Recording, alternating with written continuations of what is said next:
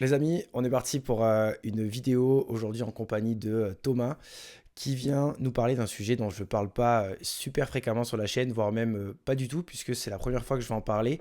C'est les SCPI. Donc les SCPI qui sont un type de placement immobilier qui a des avantages, des inconvénients et qui peut être très complémentaire de tous les investissements qu'on met en place ici. Donc moi je parle plus d'investissement en bourse, c'est plus mon domaine. Toi, je sais Thomas que tu as aussi cette expertise-là, donc merci de venir sur la chaîne. Et pour démarrer, donc juste avant que je te laisse te présenter, comment ça va se passer cette petite heure autour des SCPI. Je vais faire le débutant, je vais faire le noob comme on dit dans les jeux vidéo.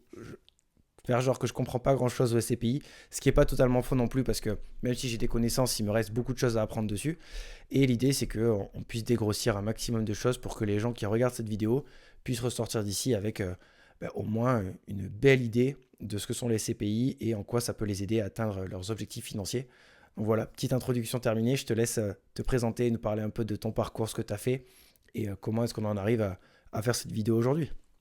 Avec grand plaisir. Bah, déjà, merci beaucoup Clément pour l'invitation sur ta chaîne. Je suis très, très flatté parce que je connais ta chaîne depuis quelques temps, donc très content d'y passer. Donc ouais, pour parler un petit peu de moi et de mon parcours rapidement, je suis donc Thomas Creton, le créateur du podcast Investir Simple, qui est un média d'éducation financière qui est en podcast et sur YouTube, où j'ai pour objectif voilà, on va dire de contribuer à l'éducation financière des particuliers avec on va dire une sous-niche qui est vraiment l'investissement passif. J'essaie vraiment de me spécialiser sur l'investissement passif, donc en bourse et en immobilier, qui sont selon moi les deux piliers d'un patrimoine sain et solide.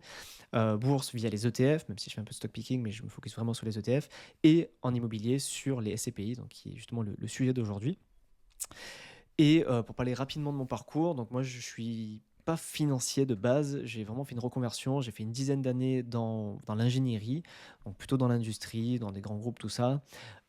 Puis en fait, bon, je me suis rendu compte que mon métier ne m'intéressait pas plus que ça, j'en avais un petit peu marre de faire des Excel et des PowerPoint, et je me suis passionné pour l'investissement, notamment un petit peu à la recherche de liberté financière, comme je pense beaucoup de gens de notre audience. Donc je commençais par investir dans l'immobilier physique, puis ensuite, j'ai commencé à investir dans les cryptos, la bourse, les CPI, bref. J'ai testé à peu près tout ce qui existe, je pense, en termes Touche à tout, d'investissement. ouais. Dans un château aussi.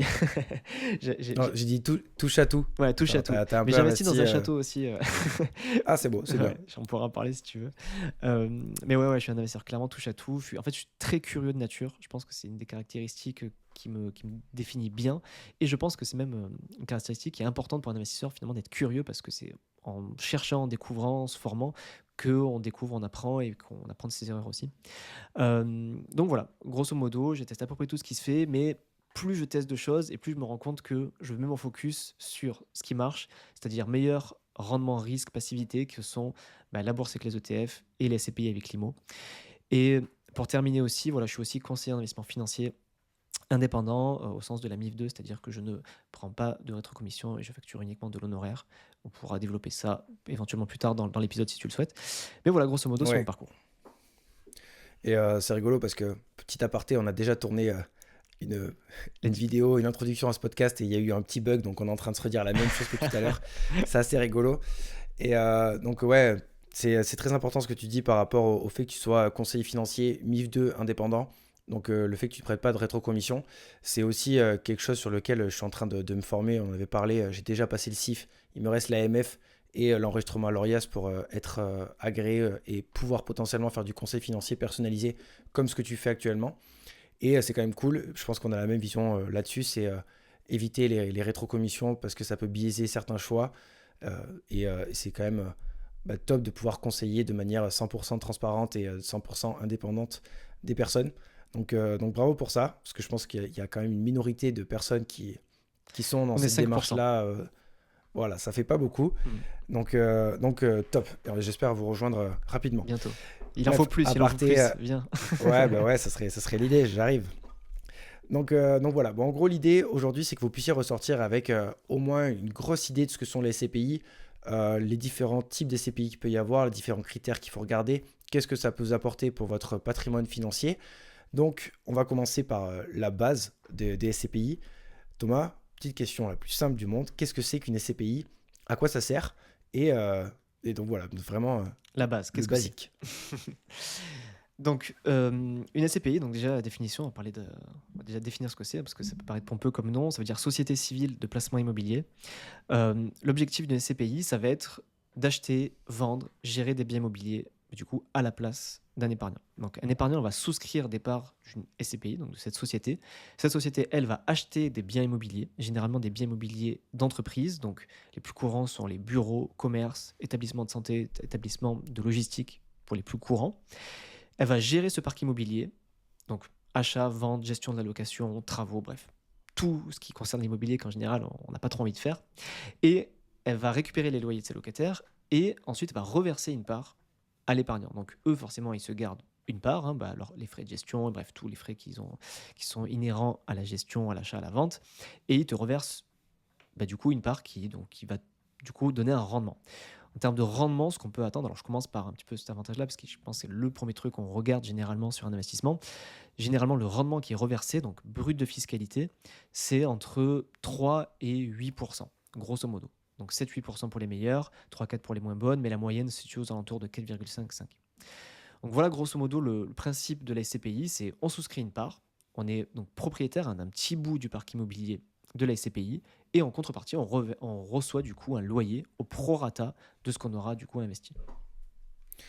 Sachant que c'est hyper intéressant, je trouve, parce que aujourd'hui, moi, j'ai investi dans l'IMO physique et en bourse. Et les SCPI, ça pourrait être quelque chose de complémentaire parce que ça va sur des types d'actifs qu'on peut pas vraiment détenir en tant que particulier, autrement qu'en passant par des SCPI, parce que j'ai fait la même blague tout à l'heure, mais en gros, à part si vous êtes richissime, vous pouvez pas acheter le bâtiment d'un Leclerc, c'est trop grand, c'est trop cher, c'est trop gros, et ça serait beaucoup trop de problèmes, et même globalement au niveau du budget, on parle de plusieurs millions, je pense, pour des Mm. bâtiments comme ça.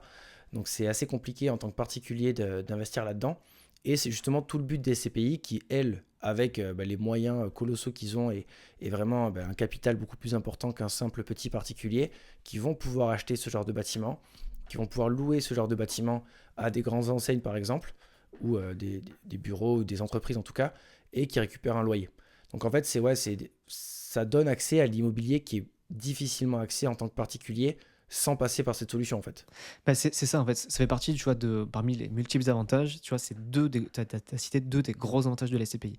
Première, c'est que tu rends accessible aux particuliers ce qui n'est pas accessible en temps normal. Parce que comme tu l'as très bien dit, si tu veux acheter les murs de Leroy Merlin ou de Carrefour, voilà, alors soit tu as déjà voilà, un très gros patrimoine, un très gros réseau, et là, c'est possible, mais pour le commun des mortels, c'est clairement pas possible. Donc en fait, tu as accès à un parc immobilier qui est inaccessible seul. Donc ça, c'est le premier gros avantage. Deuxième gros avantage aussi, c'est que c'est ultra diversifié. Tu vois, finalement, quand tu fais de l'immo physique, quand tu achètes dans ton premier bien, imaginons que tu mettes 10 000 € d'apport pour lever 200 000. Ok, tu as 200 000 bruts donc, que tu dois à la banque, hein, dans un appart. Donc en termes de diversification, c'est horrible, quoi. C'est l'équivalent de, en stock picking, si tu mettais, si tu avais 10 000 € à mettre en bourse, tu mettais 10 000 € sur Nvidia. Enfin, je dis Nvidia parce que voilà, c'est sur la mode en ce moment, C'est la mais mode. tu vois, au lieu de prendre 20 lignes à 500 €, tu mettais 10 000 € sur une action. C'est un peu le même principe entre l'immobilier physique et la SCPI. La SCPI, Ouais. à partir de 200 €, donc c'est parti aussi des trucs qu'on peut développer sur le ticket d'entrée, à partir de 200 balles, hein, tu es ultra diversifié, c'est-à-dire tu as un petit bout de propriété de énormément de biens immobiliers. Donc, tu peux avoir accès à un parc immobilier inaccessible seul, donc tu as des murs commerciaux, des murs de bureaux que tu ne pourrais pas te payer seul, et en un seul clic, enfin en un seul achat, comme un ETF finalement, tu vois, c'est un peu le même, on peut Mm. dire le parallèle, hein, de ETF, CPI, VS, immobilier physique, stock picking, tu es ultra diversifié. En plus de ça, finalement, tu as des locataires solides. Tu vois, tes locataires, par exemple, quand dans le commerce, ça va être Leroy Merlin, ça va être Carrefour. Tu vois, c'est des locataires.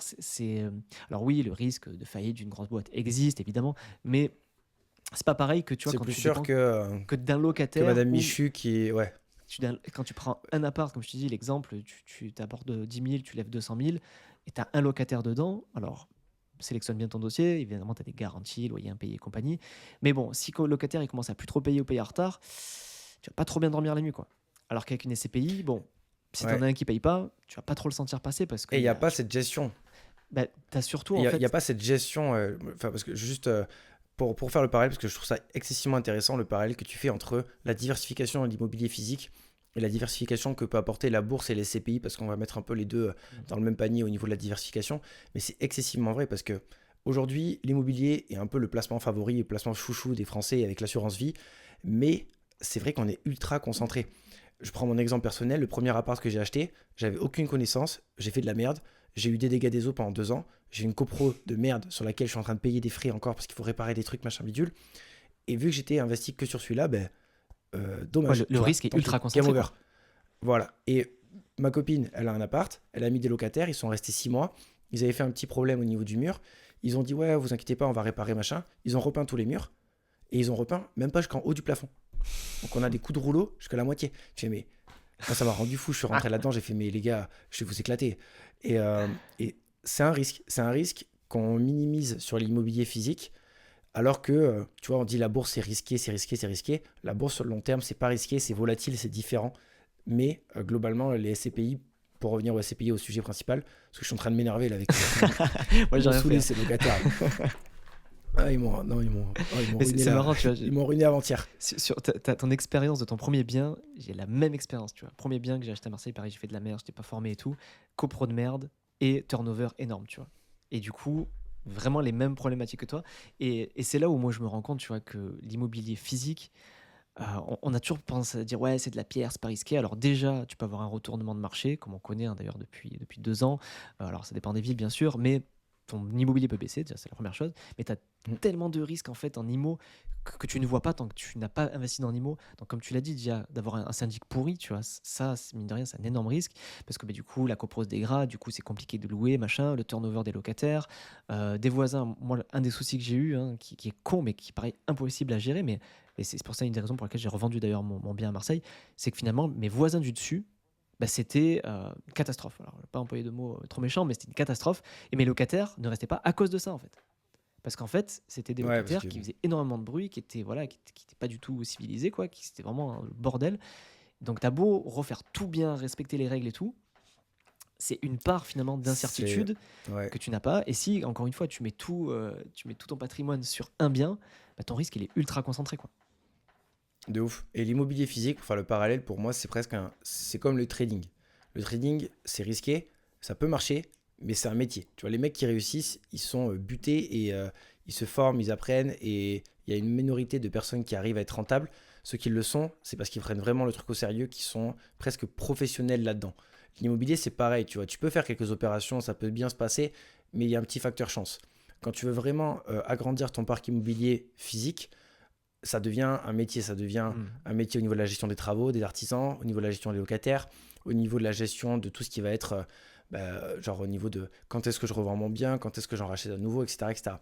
Donc, faut vraiment pas minimiser les connaissances et les compétences qu'il faut pour ce genre Et de le temps choses-là. surtout. Parce qu'effectivement, Moi, et le temps. surtout dans Et c'est l'IMO, là pour où moi, c'est un les. facteur temps, en fait. Tout ce que tu dis est complètement vrai, mais il y a pour moi ce qui m'a un peu dégoûté de l'IMO, et qui me dégoûte toujours pour cette raison pour laquelle j'ai vendu un de mes 3 biens, c'est le temps que ça prend. Pourtant, j'avais que 3 biens, c'est pas énorme, tu vois. Mm. Mais moi, j'étais sollicité, mais enfin, quasiment toutes les semaines. Mais pour des merdes, hein. Alors, évidemment, j'ai eu des dégâts des eaux sur les 3 appartes, tu vois. Plus les problèmes à gérer la copro, plus le turnover de locataires, plus. Bref, tout un tas de petites Ça choses prend du qui temps, ouais. finalement te prennent du temps. Et c'est du temps que tu ne passes pas ailleurs. Donc, soit là, pour le coup, dans ton cas comme dans le mien, c'est pour développer notre business. Mais même si tu es salarié, bah, c'est du temps que tu passes pas en famille, c'est du temps que tu passes pas de qualité avec des amis ou de la famille, ou à développer d'autres projets. Donc, c'est quelque chose d'important à prendre compte. Et je fais le parallèle avec les Ouais, CPI. Les CPI, finalement, c'est quand même le gros avantage, c'est que une fois que tu as cliqué sur le bouton, tu n'as plus rien à faire. Enfin, c'est la passivité c'est absolue, quoi. géré. Ouais. Et c'est ça qui est chouette avec les SCPI. Après, forcément, le rendement peut être un peu moindre sur les SCPI, mais de toute façon, c'est pareil partout. Si vous regardez cette vidéo, il y a deux facteurs dans l'investissement. Il y a le risque que vous prenez et le rendement. L'un ne va pas sans l'autre. Imaginons sur un bien immobilier, si on fait le parallèle, vous allez faire des travaux, mettre des locataires. Tout ça, ça fait partie du risque. Il y a un facteur temps, comme tu le dis, facteur effort. Il faut mettre beaucoup d'efforts dans la machine pour sortir beaucoup d'argent. C'est faisable, mais ça prend beaucoup de calories, beaucoup d'énergie. Les CPI, comme tu l'as dit, tu as peut-être un rendement moins important, mais tu appuies sur un bouton, c'est fini et c'est géré. Et pour en venir un peu bon, on a parlé pas mal des avantages des CPI, je pense qu'il y en a d'autres, on va un peu tourner autour de ça. Mais un des inconvénients qui revient souvent, et je vais peut-être amorcer un début de réponse, c'est les frais qui sont souvent élevés sur certaines SCPI, même si je sais qu'aujourd'hui, il y en a certaines où il y a des frais Mm. d'entrée qui sont vachement minimisés. Mais quand on fait le parallèle avec l'immobilier physique, les frais de notaire que vous payez, c'est plus ou moins la même chose. Vous payez autant de frais sur Complètement. l'immobilier physique que sur l'immobilier SCPI. Complètement. Bah, tu as répondu à la question. Mais Merde. je vais quand même la compléter, mais tu as répondu à la grande partie Yes. de la question. C'est vrai que c'est un des inconvénients qui est souvent cité. Donc, pour ceux qui ne savent pas, donc les frais d'entrée, c'est en moyenne de 8 à 12%, grosso modo, hein. 8 pour les plus faibles et 12 pour les plus élevés. En moyenne, voilà, vous comptez 10%, quoi, grosso modo. Donc, effectivement, ça fait chier parce que, bah oui, tu as un cut à l'entrée qui fait un petit peu mal, mais tu l'as très bien dit, les frais notaires, c'est à peu près 8%, donc un poil plus faible ou dans la fourchette basse des SCPI, mais c'est le même principe. Généralement, il faut compter, on le sait très bien sur l'immobilier, que ce soit, enfin, en général, hein, c'est un investissement de long terme. On sait que généralement, les 2 premières années, finalement, tu rembourses tes frais de notaire. Et c'est le même concept avec les SCPI, c'est ce que je dis toujours. Quand tu as un rendement de 5%, grosso modo, ce qu'on vise, hein, 5% net, il faut compter 2 ans. 2 ans pour que tu sois flat. Au bout de 2 ans, tu as remboursé tes frais d'entrée et ensuite tu commences à gagner de l'argent. C'est pour ça qu'on dit que les SPI, c'est minimum 8 à 10 ans. Et forcément, plus c'est le long terme, plus tu auras rentabilisé les frais d'entrée, tu auras du rendement cash qui arrive. Sachant que aujourd'hui, tu as des CPI, alors tu as dit tu as des CPI qui minimisent les frais d'entrée, mais je vais aller plus loin que ça, tu as des CPI qui sont sans frais d'entrée.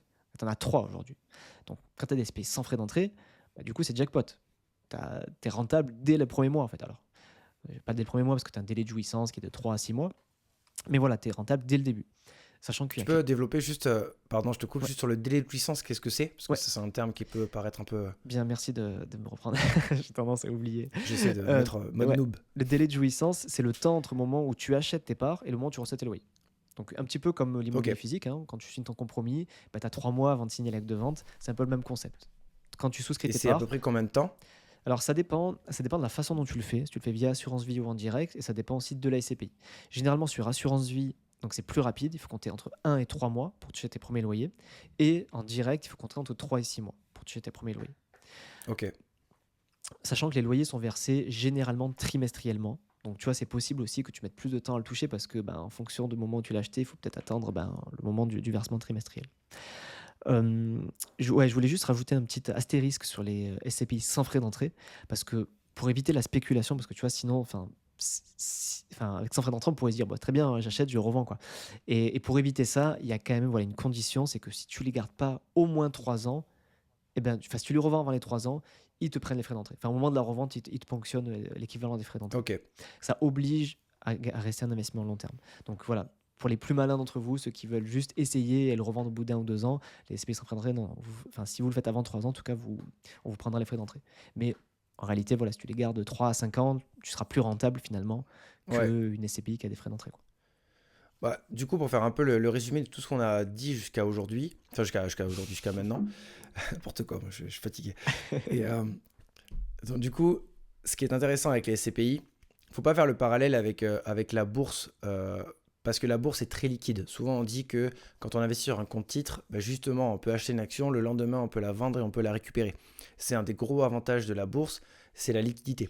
Les SCPI, c'est également passif, c'est un investissement qu'on peut faire depuis notre ordinateur et avec les bons choix, bah, avoir un rendement qui est intéressant via cet investissement qui peut être complémentaire de l'investissement immobilier physique, mais ça reste un peu comme l'immobilier classique, un investissement plus long terme sur lequel il faut rester investi.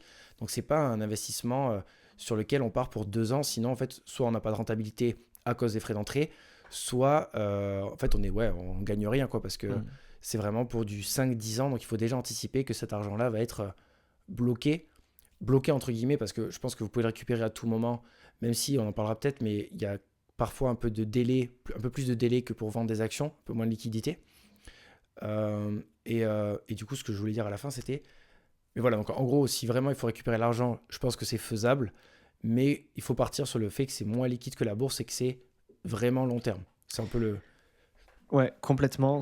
Alors ça, pour le coup, c'est un des inconvénients. Tu vois, la liquidité, tu vois, on en a parlé beaucoup d'avantages. Bon, on pourra en détailler d'autres et il y a encore aussi d'autres inconvénients, mais pour moi, la liquidité, c'est un des inconvénients des CPI. Finalement, comme l'immobilier physique. Enfin, l'immobilier physique, ça a plein d'avantages, Oui, mais c'est pareil. Quand tu veux récupérer l'argent de ton bien, entre le moment où tu le mets en vente et que le compromis, l'acte de vente, machin, c'est grand minimum 3 mois et si tu vends tout de suite, et ça peut mettre 6 mois, un an, enfin, si tu peux mettre du temps à récupérer tes fonds. SCPI, c'est de l'immobilier, donc finalement, c'est un peu pareil. Sachant que tu peux quand même tu vois, il y a quand même des petits raccourcis, quoi. Avec l'assurance vie, finalement, bah, c'est plus liquide. Parce que tu sais, quand tu investis via une assurance vie, c'est pas toi qui es propriétaire de tes unités de compte, donc quelle qu'elle soit, hein, que ce soit un ETF, une Mm. action ou une SCPI, c'est l'assureur. Donc ça, c'est des Ouais, c'est un avantages et contrat. inconvénients, hein, parce que bah, du coup, tu n'es pas propriétaire et donc tu peux te dire, bah voilà, l'assureur fait ce qu'il veut. Mais c'est aussi cet avantage-là que si c'est l'assureur qui est propriétaire de ça, c'est lui qui est garant de la liquidité. Donc ça veut dire que quand tu revends ta SCPI, eh ben, c'est l'assureur qui fera tampon. Il va acheter, il fera tampon pour du coup après récupérer lui ses fonds auprès de la SCPI. Donc la liquidité, finalement, c'est un vrai sujet quand tu investis en direct, parce que là, effectivement, il faut un acheteur en face. Tu ne peux pas vendre tes parts si tu Mm. n'as pas d'acheteur en face. Donc, en fonction du contexte économique, et notamment en ce moment sur certaines SCPI du bureau qui vont mal, il y a un certain nombre de parts qui sont en attente de revente. Donc, il y en a qui galèrent à récupérer leur part. Alors, ce n'est pas du tout le cas sur toutes les SCPI, mais sur certaines SCPI. Mais c'est un vrai sujet. Il faut en tenir compte. Ça fait partie, c'est un des risques importants sur lesquels il faut le savoir, il faut être OK. Mais voilà, via assurance vie, je dis pas qu'attention, je suis pas en train de dire que le faire via assurance vie, c'est la solution idéale pour tout le monde, hein. Il faut vraiment étudier, il y a tout un tas de choses à peser dans la balance. Mais voilà, dans l'assurance vie, la liquidité, c'est un peu moins un sujet. Ok. Et donc, du coup, un des avantages aussi des SCPI, comme tu l'as dit, c'est qu'on peut les avoir à la fois dans une assurance vie, donc faire rentrer ça dans un contrat et la liquidité va être apportée par l'assureur et ça permet, je pense, d'optimiser la fiscalité en fonction de la condition et du contexte de la personne. Donc là, ce serait trop compliqué de rentrer dans les détails, je pense, parce que c'est vraiment du cas par cas. Il faut que chaque personne puisse regarder un peu les différents paramètres de sa vie financière. Mais en gros, on a cette possibilité-là. Je sais qu'il y a l'INSEA qui est pas mal placé sur tout ça. Je sais pas si c'est justement des assurances vie Ouais, que non, tu conseilles, mais je les vois souvent revenir. ouais, je les conseille souvent. En fait, alors pas toutes celles de l'INSEE, attention, hein, parce ils ont 4 assurances vie et il n'y en a qu'une seule qui reverse 100% des loyers. En fait, le gros point d'attention là, pour tes auditeurs, pour ceux qui découvrent, s'ils veulent faire de la SCPI via assurance vie, ça peut être une super idée, notamment pour l'aspect fiscal. Mais attention, prenez une assurance vie qui reverse 100% des loyers. La majeure partie des assurances vie reversent que 85% des loyers. Donc là, pour moi, il n'y a aucun intérêt parce qu'on se prend un cut de 15% qui, selon moi, Ah, c'est n'apporte fat, aucune ouais. plus-value. Il y a très très peu d'assurances vie qui reversent 100% des loyers.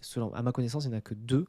Et il y a une de l'XC1. Bon, je sais pas, on peut citer ou pas les noms. Je ne sais pas à quel point. Ah oui, oui. Bah, Ouais, j'ai pas de partenariat, j'en fais ouais. aucun sur cette chaîne quasiment. Donc, Bah, c'est le c'est quoi, c'est Linksys Spirit Spirit 2. 2 Bon, ou. après, voilà, Spirit 2, je Ouais, pense que les gens qui ont un peu informé le savent déjà. Mais voilà, Linksys Spirit 2 est une des seules SCPI qui reverse 100% des loyers. Alors, pour pas parler que d'eux, hein, et pour avoir un petit peu de contexte global, tu as aussi Lucia Cardiff, donc, qui est distribué par assurancevie.com, yes, je connais aussi. aussi reverse 100% des loyers. Alors, il y a un peu moins de SCPI chez eux, il n'y en a que 6, alors que chez Linksys Spirit 2, il y en a 20.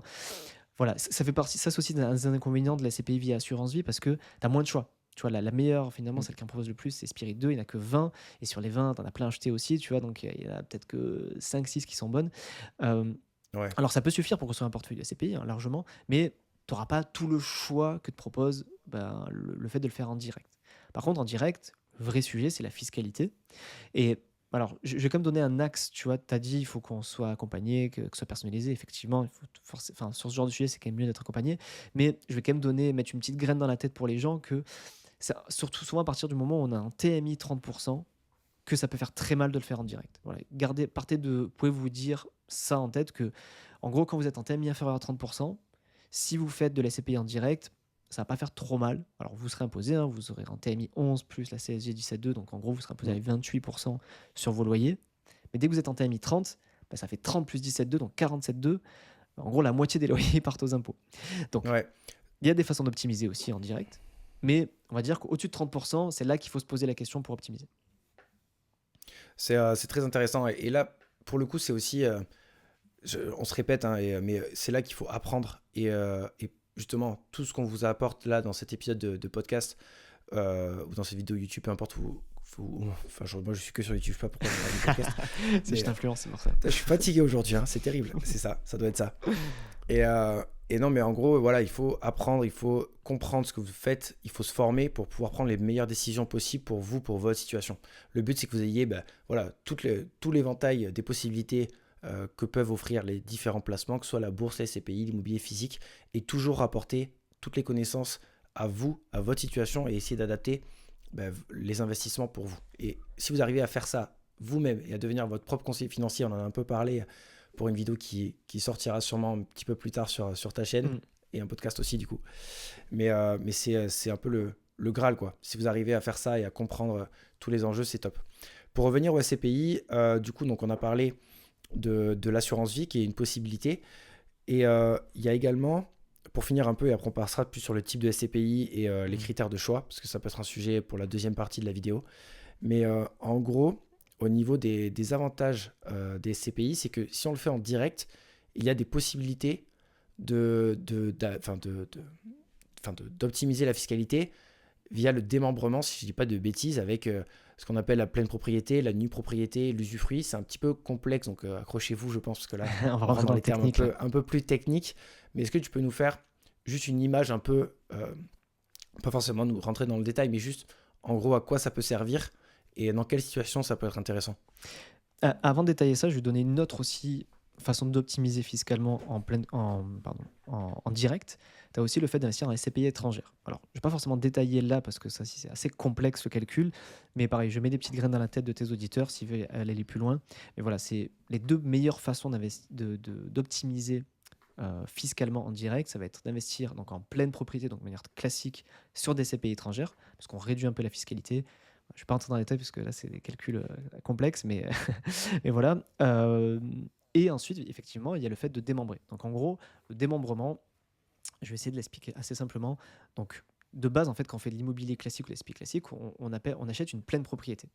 La pleine propriété peut se démembrer, donc peut se séparer entre ce qu'on appelle la nue propriété et l'usufruit. La nue propriété, c'est le fait d'acheter les murs. Donc, on est propriétaire réellement du bien, des murs. Mais on n'a pas le droit de percevoir les loyers ni de louer, enfin on n'a pas le droit de jouir du bien. C'est l'usufruitier qui a le droit soit de percevoir les loyers, soit d'habiter dedans.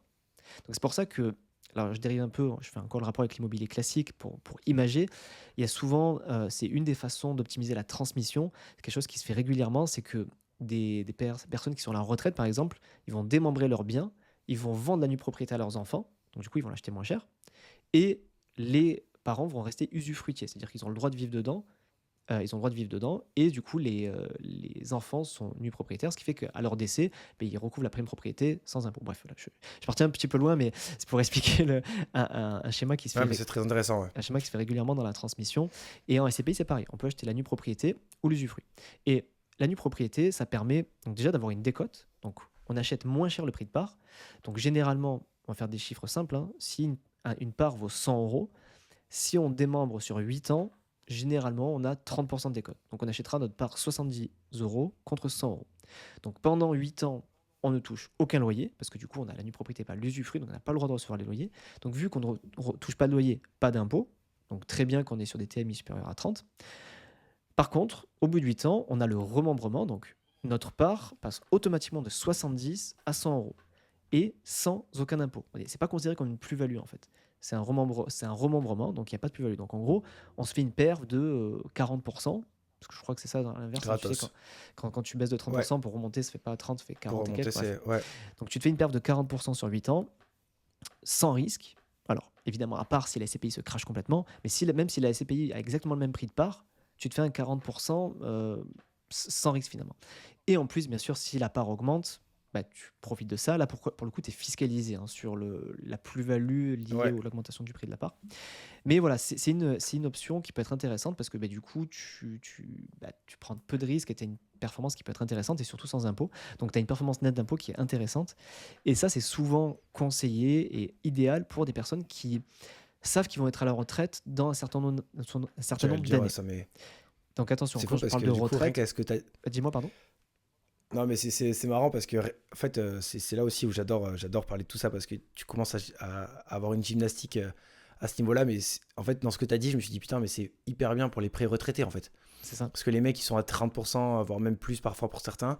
Ils prennent juste la nue propriété. Ils se réservent le remembrement et l'usufruit au moment où ils seront à la retraite avec une TMI beaucoup plus basse. Et en fait, ils ont le meilleur des trois mondes, C'est quoi. exactement ça. Et ça, c'est moi ce que je conseille. Enfin, moi, la Nupro, généralement, je la conseille à ce type de profil. Quand quelqu'un vient me voir, il a 55 ans et me dit, bon, j'ai la retraite dans 8 ans, je dis, bon, en général, il y a pas 36, enfin, il y a plein de solutions, mais la meilleure, c'est souvent celle-là, quoi. Et le top du top, c'est qu'en plus, quand il baisse de TMI, parce que bah, du coup, il sera fixe. Parce qu'après, du coup, quand tu as le remembrement, tu reçois les loyers. Donc, tu as ton complément de Ouais. revenu en Et plus, là, tu as la fiscalité. mais tu as la fiscalité qui s'applique. Mais du coup, si tu étais à 30 et que tu passes à 11, bah, c'est jackpot, quoi. Parce que Ouais, bah, du coup, tu seras beaucoup moins très fiscalisé intéressant, ouais. qu'à 30. Donc ça, c'est une des façons qui marche très bien. Après, tu peux aussi, tu vois, on pense souvent aux retraités, retraite classique. Moi, je pense comme toi, tu vois, il y en a plein qui aimeraient avoir une retraite anticipée. Donc ça marche aussi si tu as une retraite anticipée. Si tu as vraiment une vision Ouais, précise, que tu as 35 ans aujourd'hui et que tu dis je vais être à la retraite à 45 et que tu as planifié tout ton truc et machin, ça marche aussi, quoi. Donc ça peut, ouais, enfin voilà, c'est pas réservé que aux personnes qui ont 55 ans. c'est très, très intéressant. Et juste pour continuer un tout petit peu là-dessus rapidement, en pratique, comment ça se passe quels sont les intermédiaires qu'on peut trouver pour bah, justement acheter des parts de SCPI en direct sans forcément passer par des intermédiaires bancaires et tout ça. Nous, on veut optimiser les choses et Mhm. on veut aussi d'optimiser un maximum. Donc, je sais qu'il y a en ligne des plateformes et des prestataires qui proposent ce genre de service-là. Comment ça se passe en fait sur ces plateformes-là? Tu peux choisir si tu veux la pleine propriété, si tu veux la nue propriété, si tu veux l'usufruit, combien de temps, etc. Est-ce que tu es conseillé? Est-ce que tu le fais en autonomie? Ça se passe comment à peu près? Yes, ben, je vais te dire les deux façons, la moins bien et la mieux, selon moi en tout cas. Enfin, je vais t'en dire trois même. Tu as la façon traditionnelle, on va dire, classique, je vais voir mon conseiller bancaire, ou un CGP traditionnel, qui lui, du coup, bon, va t'accompagner, va te faire souscrire, va te conseiller. Juste attention à ça, parce que ben, on en a déjà parlé, tu as le potentiel conflit d'intérêt, les CPI qui sont conseillés, ben, le gars est rétrocommissionné, donc est-ce qu'il y a une vraie indépendance et tout. Alors, encore une fois, on va pas mettre tout le monde dans le même panier. Tu as des CGP qui vont conseiller des très bonnes SCPI aussi, c'est quand même possible. Donc ça, c'est la première solution. Deuxième solution, c'est de le faire à moitié en autonomie. Tu peux aller aller voir des courtiers en SCPI directement. Donc du coup, tu passes pas par un CGP, tu passes vraiment par un spécialisé en SCPI. Donc tu en as plein, tu as France SCPI, Meilleure SCPI pour les plus anciennes, mais tu as des nouvelles plateformes moi, que j'aime bien, comme Louvinvest ou même Ramify, qui te permettent Mm. bah, voilà, en plus, tu as accès à un conseiller, un investissement financier gratuit. Tu vois, il va t'accompagner. Alors tu peux le faire tout seul, mais tu peux aussi l'appeler et puis lui peut t'accompagner pour te donner la meilleure solution. Et en plus de ça, les deux personnes que je viens de dire, la Louve et Ramify, ils te reversent en plus du cashback. Ils te reversent 3% de cashback sur les frais d'entrée. Donc tu vois, on parlait de frais d'entrée tout à l'heure, que c'était un peu, voilà, que ça pouvait un peu freiner. Ben, tu as des plateformes qui te reversent quand même du cashback, donc c'est pas négligeable. Sur les CPI, bien sûr, avec frais d'entrée. Quand tu n'as pas de frais d'entrée, effectivement, tu Ouais, forcément pas ouais. de cashback. Oui, on va pas non plus payer des choses Ils vont pas te payer non gratos, plus, ouais, quoi. tu vas pas gagner de l'argent non plus sur les frais d'entrée. Ouais. Donc voilà, c'est un peu les deux solutions qui existent. Donc CGP traditionnel, mais juste attention aux SCPI conseillés, vérifier qu'il n'y ait pas de conflit d'intérêt, vérifier que ce soit des bonnes SCPI.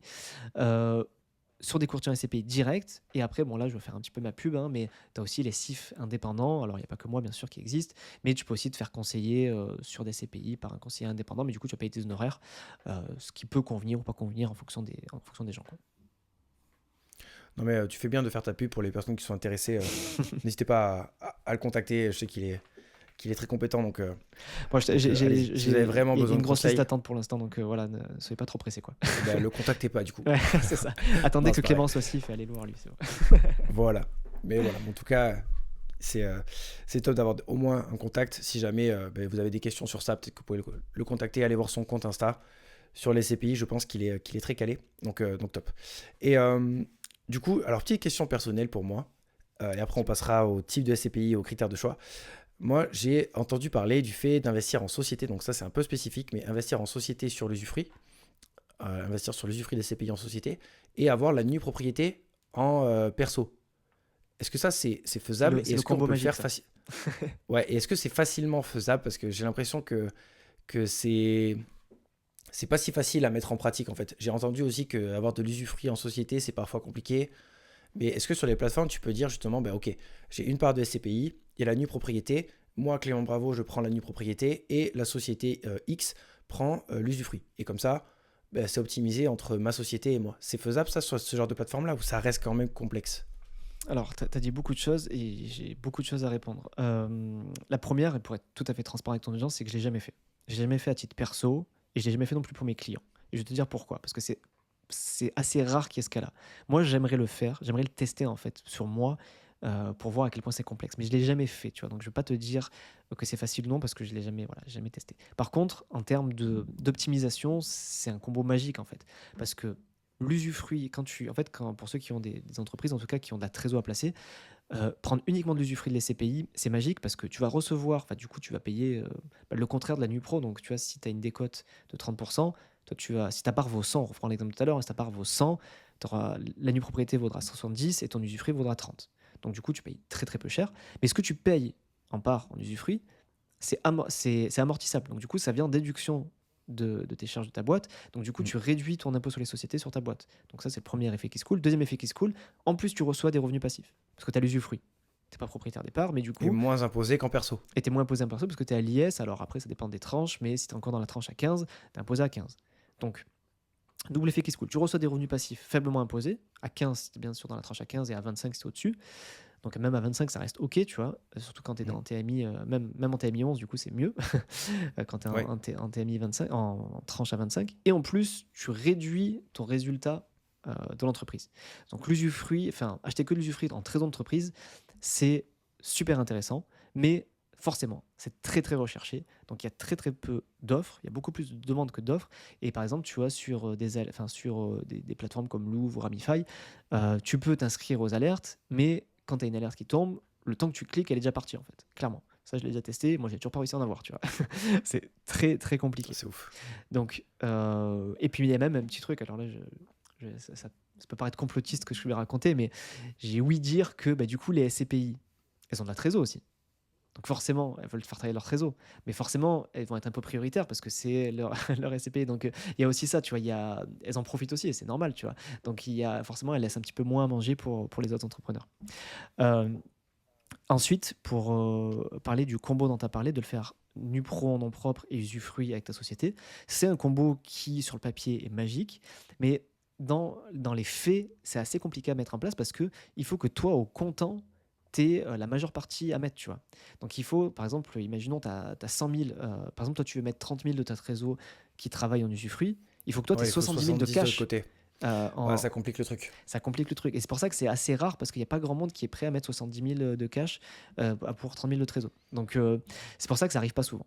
Mais dans les Ouais, faits, ça se fait. J'ai déjà vu des gens le faire. Moi, je ne l'ai pas fait à titre perso. Je n'ai pas pu le mettre en place pour mes clients. Parce que chaque fois qu'on a voulu le mettre en place, on s'est rendu compte que, oui, il y avait la trésor qui c'est était prête, complexe. mais tu n'avais pas le comptant qui était là en Ouais, micro, quoi. Mais j'ai pas encore eu le cas. c'est intéressant, ouais. Mais en tout cas, ça se Et fait. Je connais des gens qui l'ont fait. Moi, je prévois de le tester prochainement quand j'aurai, on va dire, ce de qu'il quoi? faut pour faire travailler mon usufruit et avec la NUPRO en face, quand j'aurai les fonds nécessaires, en gros, concrètement. Ouais. Mais voilà, dans les faits, c'est super intéressant. Et du coup, vu que c'est compliqué à mettre en place, quand tu es en société, imaginons on a des entrepreneurs qui nous écoutent, est-ce que les SCPI, on va dire en pleine propriété par exemple, peuvent être intéressantes en société? Ah, Parce que là, complètement. du coup, t'achètes à 100%, mais au moins, tu as à la fois l'usufruit, donc tu as à la fois les loyers et la revalorisation des parts qui peuvent se faire sur le long terme. Donc, imaginons, on a un entrepreneur qui veut investir sur le long terme, décorréler un peu la volatilité de la bourse, parce que tu sais qu'il a des investissements en bourse aussi, mais s'il veut décorréler un petit peu son portefeuille, acheter, je sais pas, 30% du portefeuille sur des SCPI en pleine propriété, c'est moins optimisé, mais c'est aussi faisable. C'est faisable et c'est une bonne chose, je pense. Enfin, en fait, c'est bien, je pense, quand tu as du cash dont tu sais pas quoi en faire. Donc, soit tu le fais travailler via ta société commerciale ou éventuellement via une holding. Ça peut être super intéressant parce que tu as l'IS, du coup, pareil, tu as les tranches d'IS qui restent plus intéressantes généralement qu'en nom propre. Par contre, ne pas oublier, et ça, les gens, ils ont tendance à oublier, c'est que ça dépend, après, bien sûr, il y a tellement de paramètres, ça dépend de l'objectif final de la personne, mais tôt ou tard, il faudra le sortir aussi cet argent. Donc, tu passeras par la case impôt. Donc, si tu as de la trésor à travailler, oui. Par contre, moi, c'est quelque chose que je recommande pas, et j'en parle d'ailleurs dans mon programme SCPI Express que j'ai mis à jour dernièrement, parce que je vois beaucoup de clients qui viennent avec des simulations de CGP. Alors, je dis pas que c'est une mauvaise chose à faire, mais ça s'étudie, mais souvent, des CGP recommandent de créer une SCI pour mettre de la SCPI. Donc, dans les faits, c'est pas bête parce que oui, tu vas être à 15%, et tu peux en plus profiter de l'effet de levier, crédit et tout. Alors, tu peux aussi, on n'en a pas parlé, mais tu peux faire du levier en nom propre. Tu n'es pas obligé de Mm. passer par une SCI pour le faire. Mais moi, je ne suis pas très fan du fait de créer une SCI pour mettre de la SCPI quand tu n'es pas entrepreneur, quand tu n'as pas d'autres SCI à côté pour de l'immobilier physique. Vraiment, créer de la SCI que pour mettre de la SCPI, ça me paraît des frais de structure et si ton objectif c'est d'avoir du revenu passif, bah oui, certes, tu vas faire ton IS à 15%, tu vas pas être réimposé pendant la durée d'exploitation, on va dire, même si c'est pas de l'exploitation, mais bref. Le jour où tu veux ressortir les sous, bah, c'est le même problème. Tu vas Mm. payer soit la flat tax, soit les charges sociales, donc tu vas te faire rattraper. Donc oui, tu as aussi, bon, je rentre un peu dans le détail, hein, je suis désolé, mais c'est au cas où les gens qui s'y connaissent, avant qu'ils me Non, mais c'est reprennent en très bien. commentaire. Parce que tu peux faire de l'apport en compte courant associé qui fait que tu récupères sans impôt. Bon, il y a des mécanismes qui existent, mais moi, je suis pas très fan de cette solution de créer une SCI juste pour mettre de l'SCPI quand tu n'es pas soit entrepreneur et que tu n'as pas de trésor à placer, ou alors que tu n'as pas de SCI pour de l'immobilier physique. Je pense que c'est se rajouter des nœuds au Ouais. cerveau pour pas forcément avoir un gain fiscal à la fin super important. J'en ai parlé dans ma dernière vidéo du coup de mon plan, tu vois, pour être à la retraite à 40 ans. Et l'idée justement, c'est de profiter de la trésorerie que j'arrive à générer avec mon activité. Mhm. Je suis en train de prendre un fiscaliste là pour justement qu'il m'aide par rapport à tout ça et essayer de peut-être monter une holding qui va me servir pour mes investissements. Et là, ce serait peut-être intéressant à travers la holding Là, complètement. d'investir, sans forcément faire 36 millions de sociétés, mais à travers la holding, j'aurais peut-être de l'investissement en bourse, de l'investissement en SCPI, peut-être si j'ai assez de capital du private equity aussi, mais que ce soit ma société d'investissement. Et je dis en fait, j'ai fait un petit schéma, j'ai dit le Graal, c'est que mes revenus d'activité, ils vont faire ça, ils vont peut-être stagner au bout d'un moment parce que je ne suis pas éternel et peut-être que ça ne durera pas 15-20 ans, j'en sais rien. Mais si j'arrive à ce que mes investissements viennent compenser mes revenus d'activité et que les deux courbes se croisent, Mhm. en fait, ce Swiss point là, ça serait la retraite anticipée, tu vois. Et du Complètement. coup, c'est ce que je vais mettre en place, je pense, à travers une holding. C'est à ce moment-là que Bon, on a, j'investirai on a dans les des mêmes SCPI, je sujets, pense. Clément. Je suis un peu dans exactement la même démarche que On toi. va se suivre, on va se suivre. Bon, en tout cas, très intéressant. Allez, petit aparté terminé sur ma situation perso, parce que je suis pas certain qu'il y ait 36 millions d'entrepreneurs ici, mais c'était quand même intéressant d'en parler. Quatrième petit point, je sais qu'il existe différents types de SCPI. Donc, on a parlé des SCPI commerciales, de bureaux, d'entreprises. Je ne sais pas si c'est vraiment les types de SCPI, le nom. Mais est-ce que tu peux nous dire voilà, quel type de SCPI il existe et les différents, on va dire, les grandes caractéristiques, sans forcément rentrer dans l'ultra détail, mais qu'est-ce qui va être différent, tu vois? Ouais, alors je vais essayer de structurer le truc pour vraiment faire. Alors, il faudrait une image théoriquement, mais déjà, les grandes familles d'SCPI, tu as les SCPI de rendement, celles qui sont les plus connues. En fait, quand on parle de SCPI par abus de langage, c'est ça, en fait, c'est les SCPI de rendement. Mais il existe aussi les SCPI fiscales et les SCPI plutôt de capitalisation. Les SCPI de capitalisation, ils vont pas verser de revenus passifs, elles vont viser juste la plus-value des biens qu'ils vont acheter. Donc, c'est plutôt comme quand on est investi dans l'immobilier patrimonial, quoi. Mais c'est très peu courant parce que c'est pas généralement ce qu'on recherche avec les CPI. Généralement, avec les CPI, on veut du revenu passif pour complément de revenus, préparer la retraite et compagnie. Donc, il existe ces trois types de SCPI. Les SCPI fiscales, volontairement, j'en parle pas parce que j'en pense à peu près la même chose que les produits de défisc en IMO. Je suis vraiment pas fan. C'est généralement avantage fiscal au détriment de la performance. Alors, pas tout, évidemment, machin, mais dans la majeure partie des cas, moi c'est pas quelque chose que je recommande. Donc, du coup, on focus sur les CPI de rendement. Dans les CPI de rendement, là encore, tu as plusieurs types de CPI. Tu as les enfin, je vais pas dire les plus connus, c'est peut-être plus en vogue en ce moment et à juste titre, c'est la SCPI qu'on appelle diversifiée. C'est-à-dire que la SCPI va elle-même avoir plusieurs types d'actifs dans son patrimoine IMO. Donc, elle aura, je sais pas moi, 40% de commerce, 20% de bureau, 10% de santé, bref, elles sont diversifiées. Ça, c'est un gros avantage parce que ça permet d'être un peu agile, tu vois. Ça permet en fonction du contexte économique, de pouvoir vendre, acheter et d'être surtout diversifié, que quand il y a un secteur qui va mal, c'est compensé. Donc ça, c'est la première, on va dire, le premier type de SCPI qui existe. Et l'autre type de SCPI, ça va être ce qu'on appelle c'est moi qui les appelle comme ça, hein, je ne sais pas si c'est vraiment le nom, mais des SCPI plutôt spécialisés, qui vont être du coup spécialisés dans un actif. Donc les SCPI par exemple de santé, par exemple les plus gros, ça va être Pierre Val Santé ou Primovie par exemple, SCPI de logistique, des CPI sur les hôtels, des CPI qui vont être spécialisés dans les commerces, des CPI dans le résidentiel. Alors des SCPI spécialisés dans le résidentiel, on remonte d'un cran et là on revient sur les CPI plutôt de capitalisation. Donc voilà, c'est un petit peu les deux grandes familles dans les SCPI de rendement. Les deux grandes familles, c'est les SCPI diversifiés ou SCPI spécialisés. Et donc, je pense pas qu'il y en ait une ou l'autre privilégiée. Je pense que c'est bien d'associer les deux. Moi, déjà, de base, j'aime bien construire un portefeuille des SCPI. J'aime pas conseiller qu'une seule SCPI. Ouais. Certes, tu peux prendre une SCPI diversifiée, tu peux dire c'est cool, je suis diversifié, mais tu as quand même une société de gestion qui gère la SCPI. Si la société de gestion a fait de la merde, bon, bah, t'es exposé qu'à une société de gestion, tu vois. C'est Encore une fois, ouais, c'est un peu le. Je fais le parallèle rapidement avec le stock picking. C'est comme quand vous achetez une seule entreprise, bah, vous n'êtes pas réellement diversifié. Il peut y avoir un risque spécifique au gestionnaire de cette SCPI-là. Il peut y avoir un scandale, il peut y avoir un problème de, je sais pas, de trésor, un problème de loyer, Bah, Bah, normalement, vu qu'elles sont diversifiées, il y a pas trop de problèmes de loyer. Il y en a peut-être un petit peu, mais c'est compensé par les autres.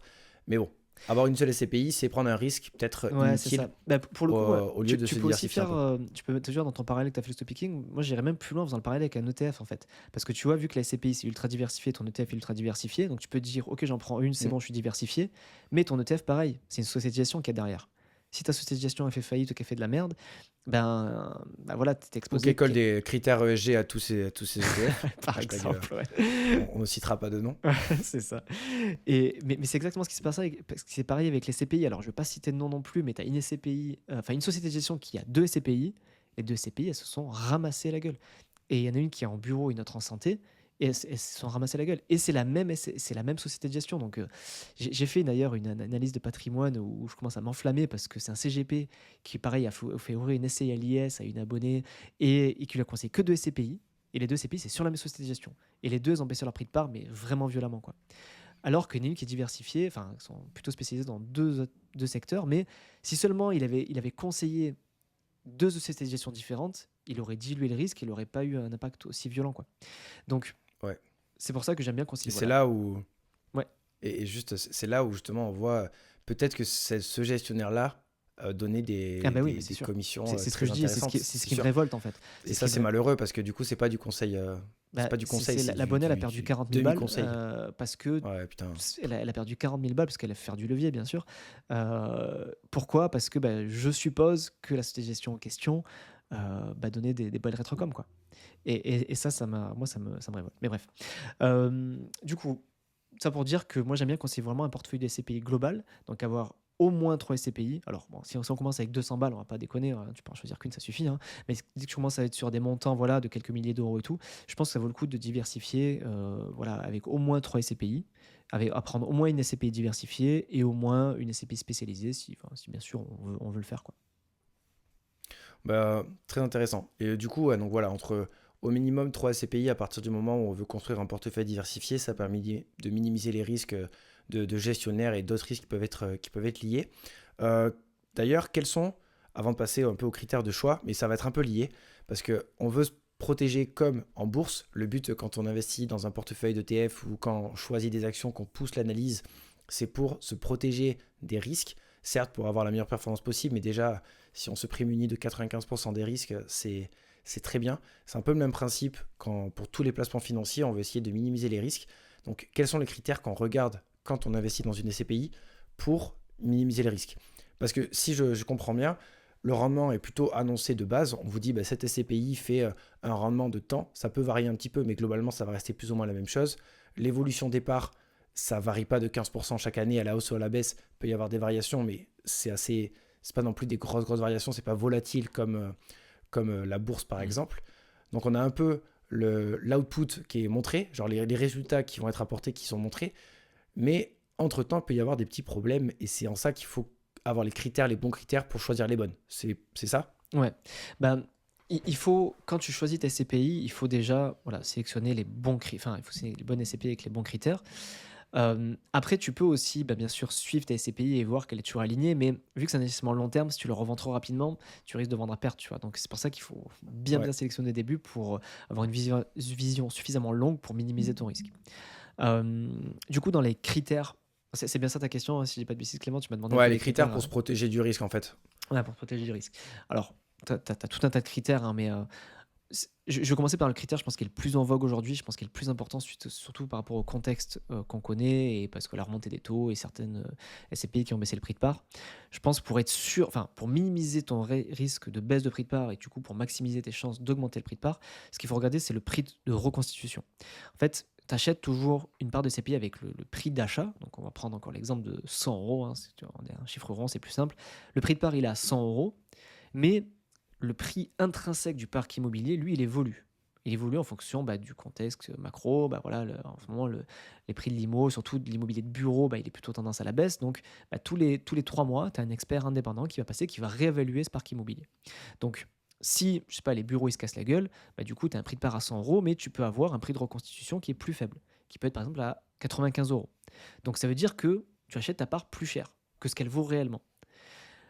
Chose à savoir aussi, l'AMF autorise les CPI, enfin les gestionnaires, à mettent un prix de part à plus ou moins 10% du prix de reconstitution. Donc si, dans notre exemple, l'expert il passe, il dit votre prix, en fait, votre valeur de reconstitution, elle n'est pas de 95, en fait, elle est de 89. Là, la CPI elle est C'est plus obligée de légal. baisser son prix de part parce que c'est la loi. Et à l'inverse, pareil, Ok. si le prix de part, enfin le prix de reconstitution est à 110, là, pareil, elle est obligée d'augmenter le prix de part. Donc là, c'est plutôt dans le bon sens. Mais voilà. Donc ça, c'est pour comprendre un peu le concept. Donc c'est très important de regarder la valeur de reconstitution pour savoir en gros si on achète trop cher, pas assez cher, au bon prix. Et ça évolue régulièrement. Donc à checker bien sûr, mais surtout À checker. quand vous investissez, du moins une grosse somme beaucoup démarrer, regardez bien ça et enfin, assurez-vous de ne pas acheter trop cher votre prix de part. Pour info, hein, ça peut être très facilement vu sur pas mal de sites, mais notamment Louvre Invest. Ils proposent cette fonctionnalité, ils te mettent le prix d'achat si c'est intéressant, trop cher ou au juste prix. Donc ça, c'est je dirais le premier critère qui est un petit peu, qui est revenu un peu à la mode, c'est au vu du contexte qu'on a connu ces derniers temps. Autre critère important, bon, je pense que ça c'est la base, on a parlé, c'est le rendement, hein, c'est con, mais le rendement, c'est comme ça que tu vas toucher à la fin. Alors, il peut évoluer le rendement, bien sûr, il peut monter ou baisser, mais bon, quand tu as des rendements de 3 ou 4%, bon, ça donne pas trop confiance quand même dans la façon dont est gérée la SCPI. Voilà. Après, c'est pas parce qu'on a des rendements de 7-8 qu'ils vont rester sur le long terme, bien sûr. Mais voilà, je pense que viser au moins la moyenne, au moins 5%, je pense que c'est un minimum quand on choisit une SCPI. Ensuite, un autre critère important, c'est ce qu'on appelle le TOF, le taux d'occupation financier, qui permet de voir à quel point en fait le parc immobilier est rempli de locataires. Ou à l'inverse, quelle est la vacance locative. Et ça, pareil, ça permet de voir à quel point la société de gestion, elle gère bien sa SCPI. En gros, moi, un petit peu le red flag, c'est inférieur à 90%.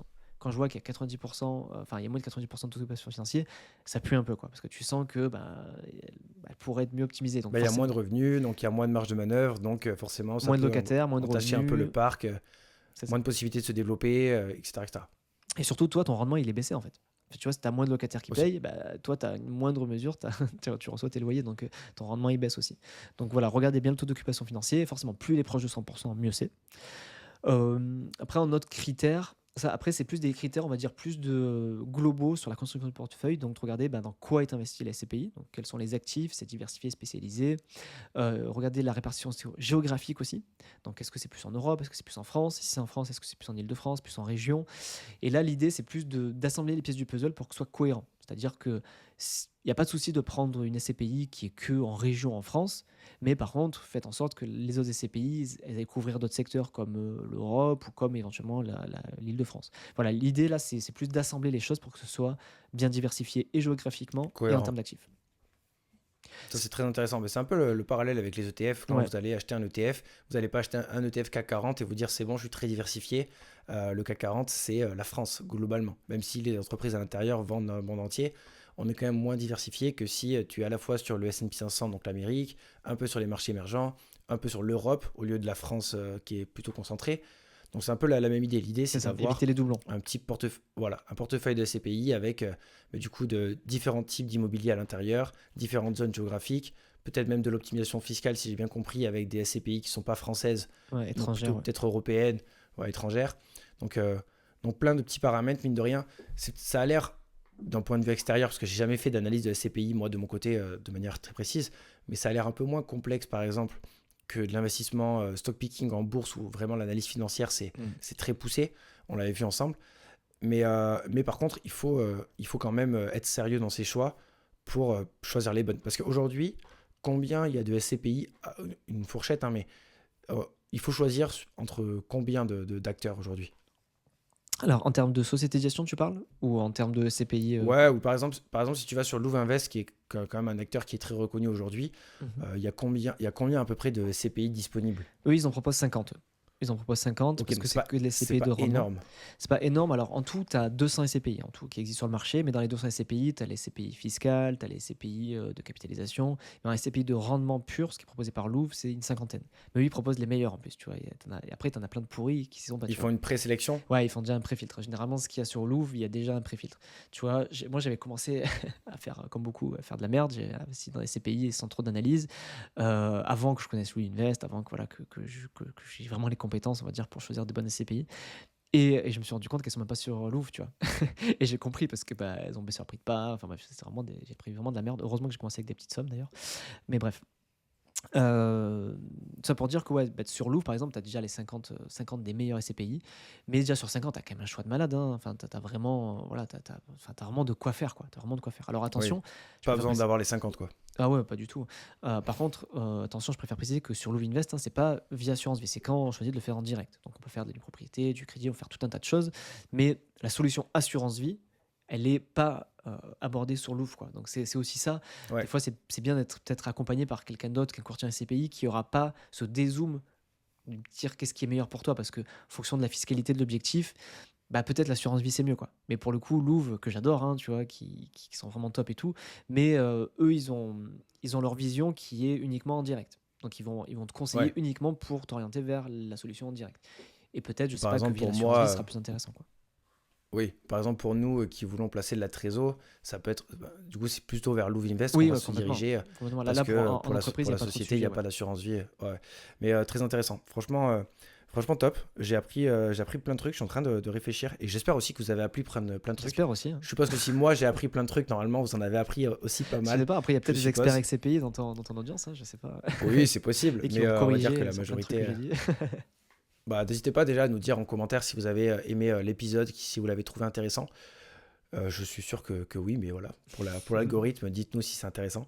Et je suis en train de réfléchir si j'ai d'autres petites questions qui me viennent, mais ça me semble quand même très, très complet. Je pense qu'on a fait un bon tour, hein. Je sais pas si tu as quelque chose à Ouais, moi rajouter. j'ai juste un dernier truc qu'on n'a pas trop développé, mais que je pense qu'il est intéressant de raconter parce que c'est souvent une critique qui est faite sur les CPI, mais que je préfère aussi démonter. C'est que souvent on dit ouais, mais on peut pas faire de levier. Alors que oui, on peut faire du levier.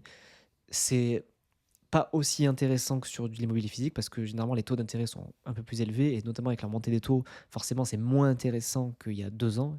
Il y a 2 ans, tu pouvais faire des TRI de malades avec des taux à 1,5 et du coup lever énormément de dettes et presque être autofinancé, tu vois. Là aujourd'hui, c'est impossible, hein. Clairement, tu seras à cash flow négatif, hein, donc tu as effort d'épargne à faire. Par contre, tu fais du levier quand même. Donc, on l'a pas trop abordé. C'est moins intéressant qu'avant, mais c'est possible. Sachez-le que c'est possible de faire du levier avec de la SCPI, donc de faire travailler l'argent de la banque. Voilà. Alors attention, effort d'épargne quasi obligatoire, hein, à moins qu'on mette un énorme apport. Mais contrairement à l'immobilier physique, où quand on fait voilà, une super affaire, on peut avoir du cash flow positif, avec les SCPI, clairement, non. On sera en cash flow négatif, mais Et ça reste quand même du levier. oui, et puis on en revient un peu à ce que je disais tout à l'heure, c'est que certes, sur l'immobilier physique, tu peux avoir du cash flow positif, mais le cash flow positif, tu vas pas le trouver en mettant la main à la poche et en tournant les Ah, pouces, ce tu sera vois. pas, ce sera pas du Il faut clé aller en les main ou du chercher, quoi. Pinel, hein, c'est sûr. Voilà, faut aller faire des travaux, faut aller mettre les mains dans le cambouis, il faut négocier avec les artisans, négocier avec les personnes, faire 36 millions de visites si besoin. Là, c'est différent. C'est comme on l'a vu, ça peut être fait en un clic ou enfin, en tout cas quelques recherches. Ne minimisez pas les recherches, je pense que vous l'avez bien compris. Il faut quand même être sérieux, mais voilà, c'est quand même plus accessible, plus facile à mettre en place. Et donc forcément, on ne peut pas attendre d'avoir un cash flow positif sur des CPI, sinon je pense que vous doutez bien que tout le monde ferait ça. Ça serait, Ce serait trop facile. voilà, ça serait trop facile et du coup, il n'y aurait plus de cash flow positif si tout le monde avait cet investissement fabuleux possible. Donc intéressant de voir qu'on peut faire de la dette. C'est ouais, c'est très intéressant. Franchement, les SCPI, Mm. c'est Ben, moi, on en moi, je parlait. dirais, tu vois, C'est pas. pour terminer, Clément, je dirais, enfin, un truc, tu vois, t'as cette notion que tu as abordée, mais je vais la compléter. C'est, on parle souvent de rendement risque, et moi, je parle souvent d'une notion, alors c'est moi qui l'ai inventé, hein. Moi, je parle de trouble, hein, bien comme trouble, Ouais, rendement comme. risque, passivité. Et, Hmm. et pour moi, c'est pour ça que je me focus vraiment sur l'investissement passif, c'est les ETF, que ce soit ETF ou SCPI, ETF pour la bourse et SCPI pour la bourse, ça a le meilleur, selon moi, hein, meilleur trouble, rendement risque, passivité. Forcément, tu auras plus de rendement et de risque en stock picking, en action, enfin en bourse et en immobilier physique, parce que bah voilà, mais la passivité, voilà, tu sais que c'est beaucoup moins passif de faire du stock picking que de faire de l'immo Ah physique. oui, clairement. Et c'est Faut le, aimer ça. c'est le parallèle entre l'ETF pour la bourse et la SCPI pour l'IMO. C'est selon moi un rendement, enfin, voilà, un trouble rendement risque passivité vraiment imbattable. Mais je pense que je vais y aller hein, parce que moi j'aime la partie Merci, t'es stock convaincu, ça picking. y est. Non, non, mais de toute façon, je sais que je vais y passer. Moi, je suis en train de réfléchir. Bon, de toute façon, grosso modo, juste pour vous dire, l'épisode globalement est terminé sur les CPI, mais juste on peut encore discuter de choses intéressantes. Donc restez jusqu'à la fin, je pense que ça peut vous intéresser. Mais moi, ce que je vais faire au niveau de ma strat, c'est certes, je vais avoir une strat en perso qui va allier un peu la stratégie SPAC que je mets en avant avec à la fois le socle passif, les ETF pour la passivité, le rendement que ça apporte, et le stock picking pour aller chercher un peu plus de performance via des analyses, parce que je suis persuadé quand même que si on fait les choses bien, on peut mettre la majorité des chances de notre côté. Et pour le moment, les résultats parlent pour moi puisque j'arrive à battre le marché. Donc globalement, ça fonctionne si on fait les efforts pour. Et on verra sur 20 ans. Hein, je ne peux pas faire de promesses là-dessus. On verra comment ça se déroule. Mais pour ma boîte, et je ne sais pas toi, du coup, c'est peut-être aussi un des sujets sur lesquels tu travailles en ce moment, mais ma stratégie va être totalement différente parce qu'en plus, il me semble que la fiscalité sur la boîte peut être calculée sur la plus-value latente en bourse en fonction des produits que tu choisis. Il me semble que sur les ETF, c'est sur la plus-value latente, sur les actions, c'est pas ça. Exactement, j'ai appris ça il n'y a pas longtemps. J'ai appris ça il y a vraiment pas longtemps. Ça, c'est une dinguerie. Sur les ETF américains, enfin non, sur les ETF européens, non, tu n'as pas de plus-value latente. Tu as une petite notion sur si le siège est dans l'Union européenne. Là, tu n'as pas de plus-value latente. Donc, faire attention, si par exemple, c'est un ETF qui englobe le Royaume-Uni, là, du coup, oui. Et si c'est un ETF hors UK, en gros, tu n'es pas imposé sur la plus-value latente. Par contre, les ETF S&P 500 Monde, les plus connus, là, tu as une plus-value latente. Tu es imposé sur la plus-value latente et du coup, ça pousse un peu au stock picking, tu vois. Donc là, pour le coup, toi, ta stratégie de socle actif prend du sens, en fait. Peut prendre du sens et surtout aller sur d'autres investissements qui peuvent être complémentaires. Ça prend aussi son sens parce que l'idée, moi, c'est qu'avec ma boîte, au bout d'un moment, la trésorerie et mes investissements puissent me générer un revenu passif que je peux me reverser et qui me permet de quasiment vivre, en tout cas d'être, on va dire, rentier grâce aux investissements de mes sociétés. Et ça, pour le coup, les SCPI, ça peut être très intéressant. Il y a le crowdfunding IMO qui est un peu moins en vogue en ce moment qu'il a été il y a quelques années, mais qui peut être intéressant aussi. Je sais pas si tu en fais personnellement. Ouais, j'en fais un petit peu. Alors pour moi, c'est un peu moins du revenu passif parce que tu as quand même l'argent qui est bloqué pendant 2-3 ans, donc tu récupères plus ton capital à la fin. Alors après, tu as quand même des acteurs maintenant qui reversent des revenus mensuels. Ouais, Club Funding par exemple. Ouais, et Brix aussi le font, donc ça c'est quand même pas mal, tu as quand même ton revenu passif. Et alors je reviens, alors on dérive un petit peu d'épisode, mais c'est un truc que je trouve intéressant aussi sur la trésor pour l'idée de revenu passif, c'est finalement, tu vois, les actions à dividendes. Alors je suis pas un grand défenseur des actions à dividendes, fort dividendes et tout, mais finalement, tu vois, un des inconvénients du dividende quand tu es en nom propre, c'est que tu as la flat tax à 30%, machin. Et finalement, si tu as l'IS à 15%, tant que tu restes dans la tranche à 15, le frottement fiscal, finalement, il est quand même moins élevé quand tu fais de l'action à dividende en direct. Et vu que tu n'as pas la plus-value latente parce que tu fais du stock picking et que tu as un IS à 15, ça se réfléchit. Je trouve que tu vois, le raisonnement il peut être un peu différent. Tu vois, C'est ça que je trouve passionnant dans l'investissement. C'est qu'en fait, la vérité, il n'y a pas de vérité, tu vois. Le but, c'est vraiment de développer le maximum de compétences et de connaissances pour adapter et faire la meilleure stratégie possible. Mais la meilleure stratégie possible en nom propre ne sera pas la même qu'en société, par exemple, que si tu veux monter une SCI, j'en sais rien, tu vois, il y a 1 milliard de possibilités. Mais ouais, les actions à dividendes, ça peut être intéressant. Toujours pareil, le but, c'est quand même d'allier plus-value dividende, mais voilà, peut-être accepter des entreprises un tout petit peu moins quali, qui versent un peu plus de dividendes, ça peut être intéressant. Ouais, faire un mix, tu vois. En tout cas, je trouve que comment dire, que l'argument frottement fiscal, il vaut, du coup, il est un peu moins, c'est un peu moins un inconvénient sur la personne. Surtout morale, que si tu fais un petit montage, que tu montes une holding, ta holding, vu qu'elle n'a pas de produits internes, si elle a juste les produits de ses investissements, ouais, tu as du mou, tu as jusqu'à 42 000 euros pour passer en tranche 25. Exactement, en fait. Et tu as 15% sur la majorité des gains que tu fais et des revenus passifs que tu génères à travers ta société. Donc très intéressant. Bon bref, en tout cas, ça pourrait être un sujet de podcast à part entière, je pense. Ça pourrait être intéressant, on va pas trop dériver non plus, parce que le but c'était vraiment de parler des SCPI, mais je pense qu'on a fait un super tour. Écoute, merci beaucoup pour ta venue, c'était très intéressant. Est-ce que tu peux nous dire, on en a un peu parlé, mais est-ce que tu peux nous redire où te trouver et voilà, je te laisse le petit mot de la fin pour... Déjà, si jamais les gens veulent aller plus loin sur les CPI, je t'enverrai le lien. J'ai mis une formation offerte en ligne sur YouTube sur les CPI. C'est 1 heure où je parle tout seul. Si les gens veulent aller plus loin, c'est gratuit. On pourra mettre le lien. C'est une autre vidéo YouTube. Si vraiment les gens ils veulent aller plus loin sur le truc. Avec plaisir. Et sinon, moi, pour me retrouver, c'est ma chaîne YouTube qui commence doucement à se développer, mais à la base, moi, je suis plus sur la format podcast, donc Investir Simple. Donc, c'est bien sûr dispo sur toutes les plateformes de streaming, Spotify, Apple et compagnie. Mais du coup, maintenant, je diffuse un max sur la chaîne YouTube. J'ai un Instagram aussi sur lequel je publie du contenu, et j'ai une newsletter aussi le lundi matin où j'envoie un mail tous les lundis matins pour envoyer un max de contenu gratuit à mon audience. Max de valeur. Et à ceux qui veulent, bien sûr. Top. Bah écoute, merci pour ta venue, c'était très cool. Je pense qu'on aura l'occasion de rééchanger parce que je pense on est Encore assez beaucoup de choses alignés à se dire. sur beaucoup de trucs. Ouais, je pense. Donc voilà. Bah écoutez, merci pour votre écoute. J'espère que ça vous a plu. On vous dit à très vite, que ce soit sur la chaîne de Thomas, sur son podcast, sur son Instagram ou ici sur ma chaîne YouTube ou sur Insta. N'hésitez pas à nous contacter si vous avez des questions ou à les mettre en commentaire. Et on vous souhaite bah, une bonne journée, une bonne nuit au moment où vous regardez cette vidéo. À plus. Ciao tout le monde.